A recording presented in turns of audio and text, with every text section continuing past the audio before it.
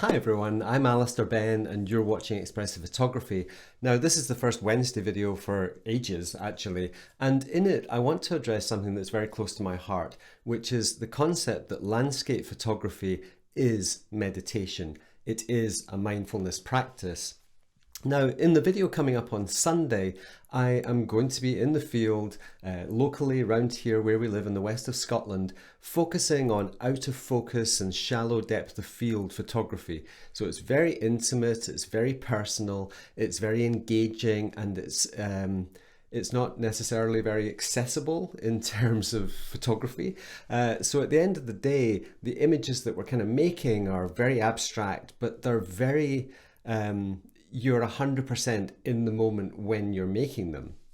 Now, as many of you know, I do practice a formal meditation practice, as I have done for a number of years, where I sit on a cushion and meditate and calm my mind and just do my mindfulness practice, sat on a cushion, and I do it most mornings before I get up and get on with the day.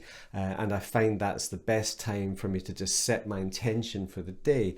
And a lot of this stuff is based upon non-judgmental, reducing expectations, understanding our reactions to external stimulations, disappointment, anger at other people's actions, all of that type of being human stuff. And understanding that the noise that goes on in our head most of the time is quite distracting. And what I find when I'm in the landscape with my camera is that I can be in that state. I can be in a mindfulness condition where I'm so engaged with what's in front of me in the moment, to coin the phrase, that it becomes my entire focus, just as the breath would be my focus when I'm sitting on a cushion. Now, the images that I'm going to show you today are very, very straightforward. The first one is simply the full frame image. So this is the raw file. I shot it at 4x5 and the sun was backlit. Very, very super shallow depth of field. In fact, I don't think anything in the frame is technically sharp. Now, whether people like this stuff or not isn't important. And I've talked about this in the channel before. What's important is that this photograph embodies a moment in my life where I was engaged, I was mindful of looking through the viewfinder, understanding how the camera was changing my perception of reality. I don't see it 400 millimeters, I see it about 50 millimeters. So in terms of engaging with the world through the lens, it's a thing in its own right. And seeing the world in that way is amazing. People 300 or 400 years ago would have been baffled by being able to see things magnified and changing focus using lenses. So the raw file in its own right, to me, represents a moment where I was truly engaged and focused and mindful of my environment. I wasn't thinking about politics. I wasn't thinking about COVID. I wasn't thinking about bills to pay and, the day-to-day survival of running a photography business. It was just me in the landscape doing my thing and being very content. And it was a meditative experience for me. Now, once we start processing these images, that is when we can actually start to either consciously or subconsciously allow our current state, so not when I took this photograph, but the state I'm in when I'm processing the photograph, turning it into an articulation of a moment rather than just the recording of a moment. As soon as you start to do that, you have so much power to change and to manipulate and to channel other aspects of your life. And what I've done with this photograph, or this raw file rather, is I've processed it in two different ways. The first one is a straight up color version, and you can see in this version that there's some coolness in the shadows. The specular highlights, the little blurred out of focus highlights are cool. They're quite cool to neutral.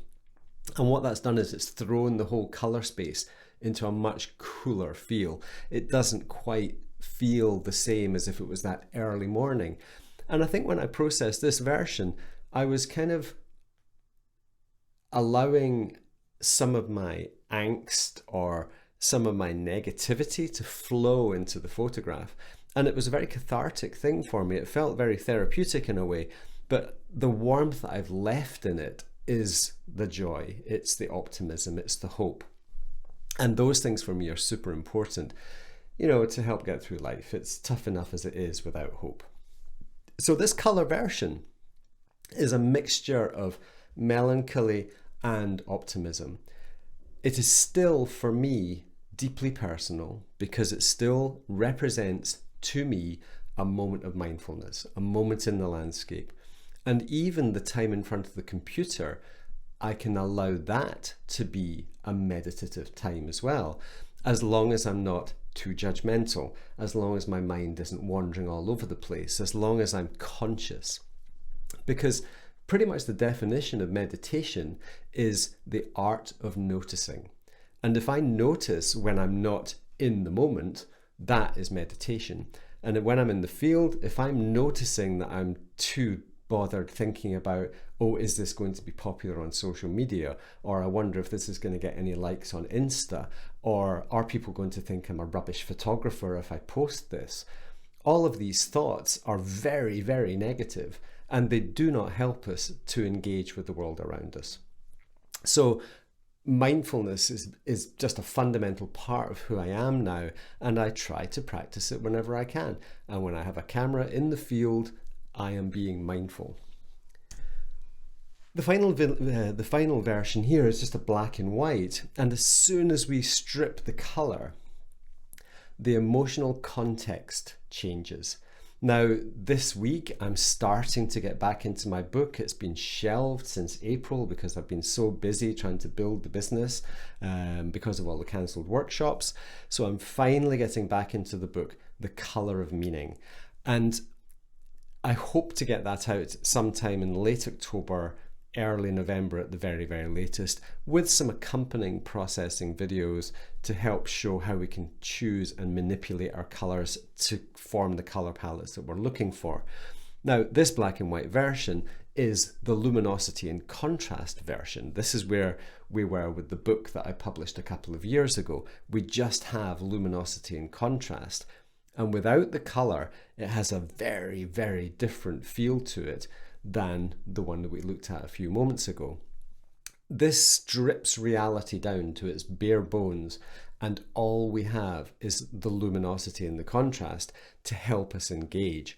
But with photographs like this, if I just quickly zoom in to the center section, we can see there, I'll just move the mouse, what's on the screen right now to me is a photograph. Yeah, it's this really abstract and exciting dreamland of this little tiny world which is inhabited by spiders. I think there is actually a spider in this photograph. Yeah, down at the bottom there you can see it just hanging there on the underside of that leaf. And it's little things like that that just bring me so much joy. Seeing something alive and engaging in the world in its own way, oblivious of us, oblivious of politics, oblivious of COVID. It's just there doing its own thing. That is a mindfulness practice. That is meditation. Every opportunity we have to be outside in the landscape is good for our brain. Every time we sit on a cushion and focus on our breath is good for our brain. The two things walk hand in hand. And you know me, this is where I come from, and my whole photography is saying photography is a metaphor for everything else. I've got some exciting news coming in the next week or so with a whole new venture that hopefully some of you are going to get on board with and support that and follow that with some passion, because it's really quite exciting. So I'm not going to tell you what it is now. But for now, that's what I wanted to talk about today. I will see you on Sunday. We're going to be in the field getting eaten alive by midges. It was quite a tense experience, literally getting eaten alive. Not literally, but getting bitten a lot. And we were in the field and we were shooting this shallow depth of field stuff because it's so liberating and it's so freeing, and it's a little bit off center from traditional landscape photography. I hope you found this video useful. If so, please give me a thumbs up and click that subscribe button. There's going to be more of this type of content now on a Wednesday, where we're going to be focusing more on the sort of psychology of photography.